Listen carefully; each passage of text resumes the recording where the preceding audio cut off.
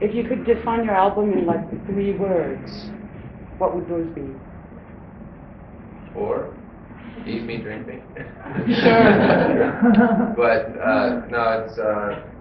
I think it's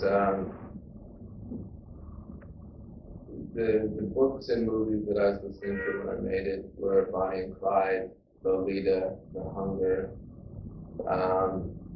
So there's a very fatal, romantic look at the way that love should be. That it's all or nothing. And so as I ended one relationship and started another, I started to look at romance in a way that it has to be all or nothing. Somebody has to be willing to step in front of a car for you, not just because they're getting into it. Thank you. Talking about yourself in the personal life, is it something you want to do on your previous album that you didn't do because of the concept that they had?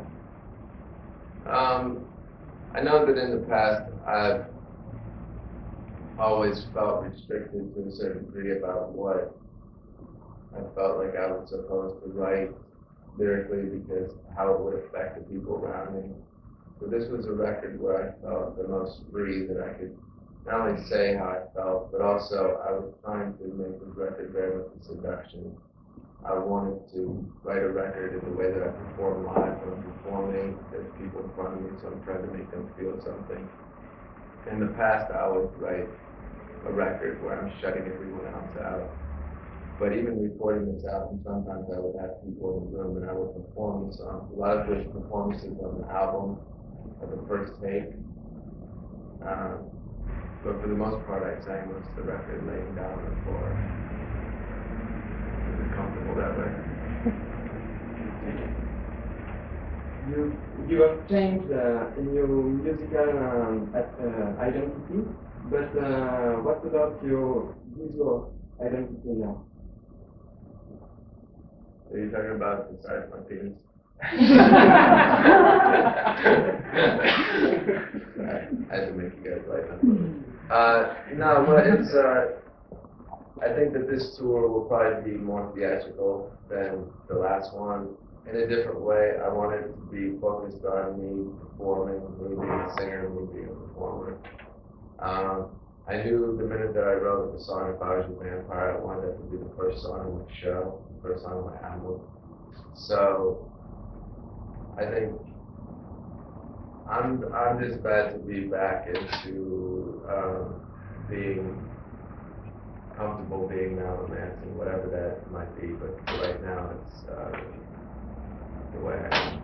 So I don't really know how to answer that question. If you try to tell me that you think I'm handsome, I'll agree with that. Thank you. How do you feel your fans are going to react to this new direction that you seem to be taking? Well, I think that it's hard to determine the definition of fan, except that I wanted to draw people into this. So if it means new people that never liked me, or people that never heard me, or if it means that people had a perception of me, and now I changed that.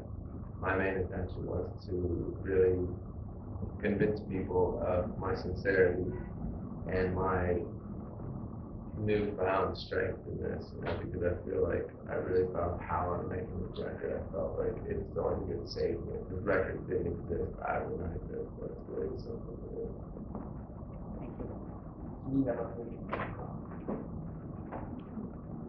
I was wondering, was it Gingerfish or Chris Renner performing on the album? Sorry? Was it Ginger or Chris Renner performing on the album? Ginger is in there.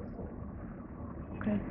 But this record was a strong collaboration between me and Tim Skold, but it was also an important intention of me to have this be a band, like a live band record. So, I went to a lot of different efforts to make that happen. And that was the easy part for me. The hard part was singing, and that didn't happen until October, because I couldn't get anything accomplished. And then when I finally sang for the first I think the first song that I sang was Just a Car Crash Away, and after I sang that song, everything came out very fast and very, very, very easy. So I mean, it was difficult, but it came quicker than it ever has.